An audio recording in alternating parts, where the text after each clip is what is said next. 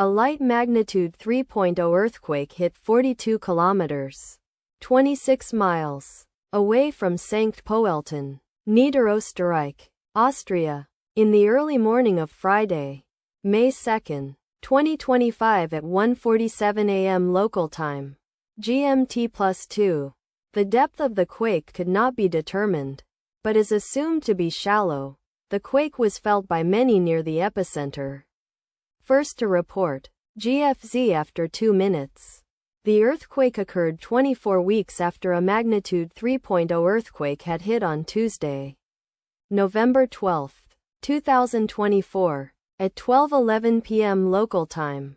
Europe, Vienna GMT+1.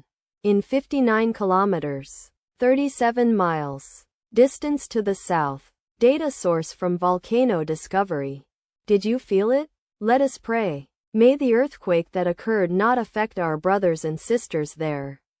May the earthquake not happen again. And may God protect everyone. Amen.